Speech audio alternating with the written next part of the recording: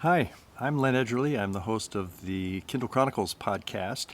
I want to talk to you about the past year during which I have been journaling with a Kindle Scribe. That's this device from Amazon that was released a little over a year ago, but I've been working on my journal with this wonderful device for the past year. Today's the last day of the year. So, how to journal with a Kindle Scribe. The thing which as I was putting together my thoughts to talk to you about this, I think this is the best way of journaling that I've ever experienced. And I've been journaling ever since I was a boy, so that's over 65 years at this point.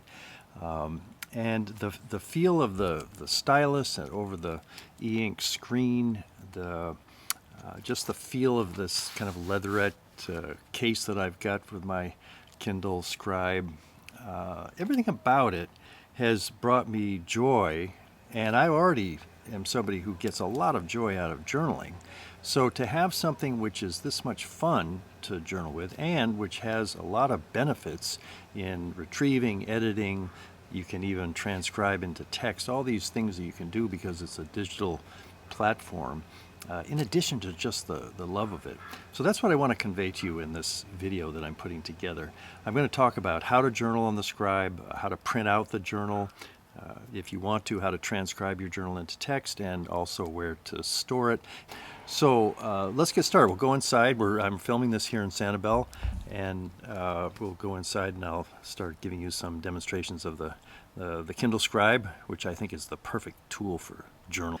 I want to say a few more things about the ergonomics of the Scribe, especially with this particular cover.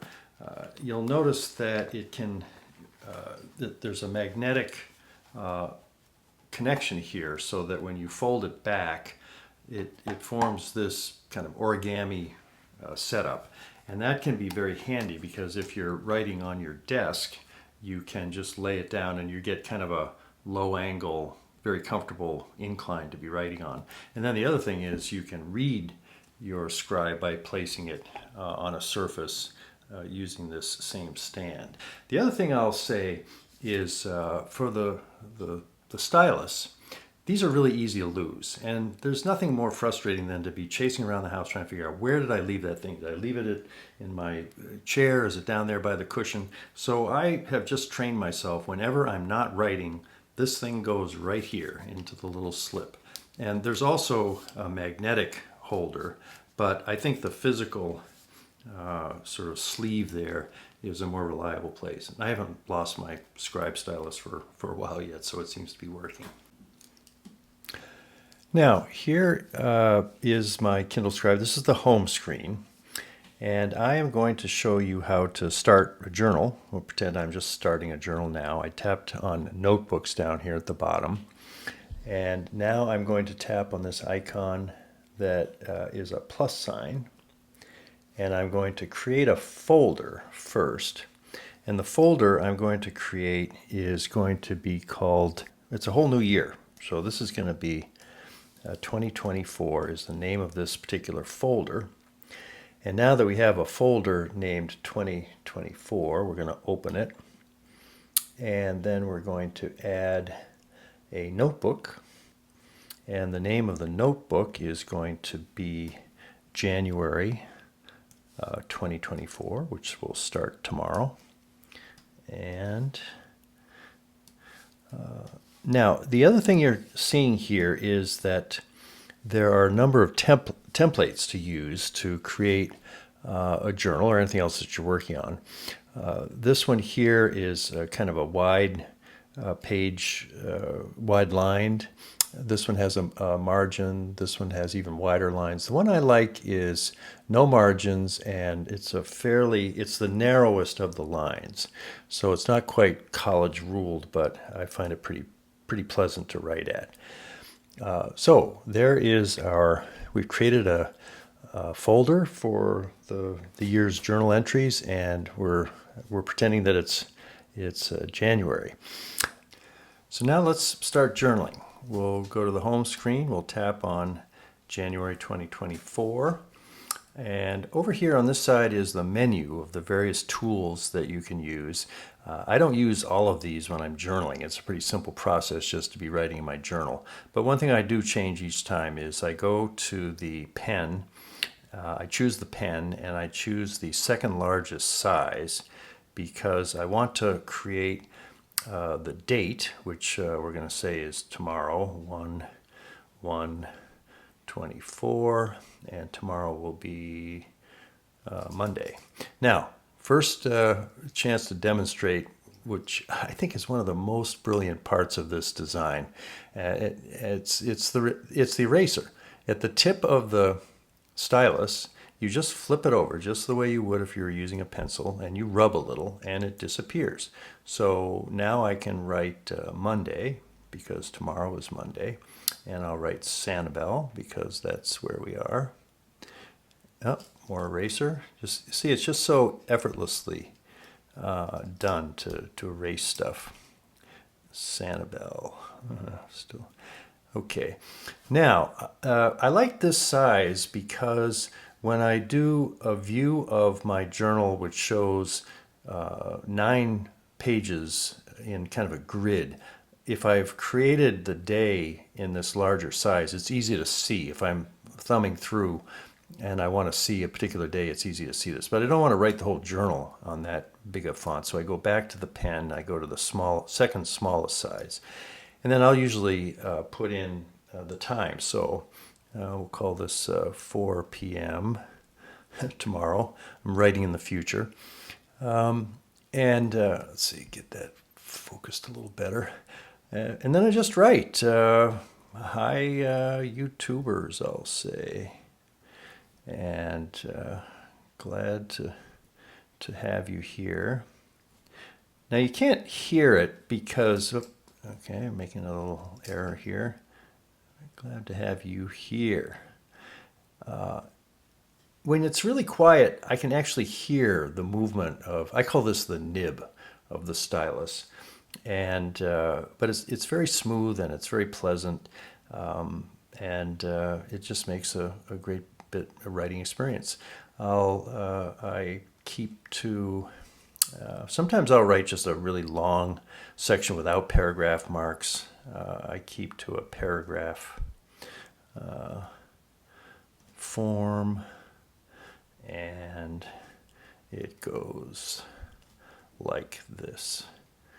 Now, my handwriting's sometimes hard even for me to see, but there you have a feel for what we've done with our first entry in the journal. Now, when it comes to the stylus wears out. It's a bit of it comes out like this. So you can pull it out, and you see it slides into the tip of the nib or the pen, and then it pushes down. They're not very expensive. They come in, you can buy replacements on Amazon. I don't mind having it get fairly stubby because if I'm writing at an angle, I can still get enough of a clear line from my writing. But I don't know, maybe every couple of weeks I'll take this out and put in a new nib. There is one handy part of this design. I don't know if you can see there, right where my forefinger is. There's a button there, and it's kind of a tools button which you can program. I have it programmed so that when I press it, if I draw across, I'm going to be highlighting something. So if I want to highlight where I've written "Hi YouTubers," I just do that, and when I take my finger off that button, it resumes operating just like a pencil. Another tool I like is there's a selection tool. This is one of the updates that came after the Scribe was first introduced. So if I tap on this, oh, there's, see the lasso there? So once I've tapped the lasso, if say I want to take this paragraph and I want to move it down a bit because I'm going to have a new paragraph, then I go back to the pencil tool, and this is now my new first sentence. And you can also cut, it's a cut and paste tool that is activated by using this lasso tool. Very handy. And up it goes. You could also cut something from here and then paste it into a different notebook or different notebook entirely. If you have a reason to want to do something more precisely with the eraser as opposed to just flipping it over, there is an eraser tool here, and it has different settings. I've got it on the fine setting. If I went to a heavy setting here, now the point of the stylus is an eraser. And if I want to erase something sort of precisely, just take out this exclamation mark, I would do that. So I just leave it at the fine setting for the eraser, and then I just use the physical eraser to do my erasing. One thing which we can do is to export it, and this has got the little export icon here. And we'll just, if we have, the entire notebook is the same as the page, but I'll just say share the current page. And then down here there are 4 choices. Let me show, oh, I guess you can see those. There's 4 choices. I can quick send to my email address. I can send to somebody else by email. And this is a new one, convert to text and quick send to my email address, or convert and text to an email. So if I choose the one which converts the notebook, it's going to send a copy of my writing here to my computer, and when I open it up, it will be a text file, and I'll be able to search it, and that can be pretty handy. I don't actually use that much, to tell you the truth. I like seeing my journal in handwritten form, but I think I did at one point. I was looking for something in the journal, so I sent it off by using the transcription piece, and was able to find something very quickly, because then of course I could search the text. Now, what happens to my journal when it gets to my computer? And here I've got the Kindle app open on my MacBook Air, and if we go to More down at the bottom of the window on the Kindle app, then that brings us to the place where we can see notebooks. So when I click on Notebooks, we will see I've got journal entries from the whole year, but the one that we were working on just now is the fictitious January 1st of tomorrow, and you can see it's here visible nicely on the screen. Now, I can't do much with this other than read it, and that's nice, but it's also nice to know that it's saved automatically in the Kindle Cloud or wherever this file is living once I have got it entered onto the Scribe. So it's on the Scribe physically, now it's in the Kindle setup as well. There is another way for storing my journal in the cloud, and that is to send the notebook by email to my email address, and then it'll show up as a PDF link in my inbox, and from there I can get it into my cloud. I'm using the iCloud, Apple Cloud at this point. So I can, I've got basically 2 ways to have it in the cloud. One's the Kindle cloud, and the other is iCloud, and in addition to having it be on the Scribe. So I've got 3 different places where it can live with some security. If all the clouds disappear, I'm screwed, but otherwise I think they're pretty safely there. Well, we've come to an exciting moment here in the making of this video, because I'm about to print out the December pages of my journal, which will mean I'll have a full year of journal entry on paper. And the tip I want to pass along that I've learned about this the hard way is I got a printer that prints duplex, because you'll see this is going to be a very big book of my journal, and so it really helps to be able to print on both sides. And you can feed in manually to get duplex, but it's much simpler. This particular printer is an HP Envy 6055E, and it has a nice automatic bit of duplex printing. So we're going to put in a little extra paper, make sure we get enough paper to print out December's pages, and I think we're ready in there. I have the setting at duplex. I've taken off the color because it prints black and white, and now I'm going to hit print while you're watching, and we'll see if it works. So it sends the page out, and then it prints it, and then it pulls it back in and prints the other side. So this is not brand new technology, but there's my page that I showed you when we started out, how to journal with a Kindle Scribe for today's date. And here come the rest of the pages coming out of the printer.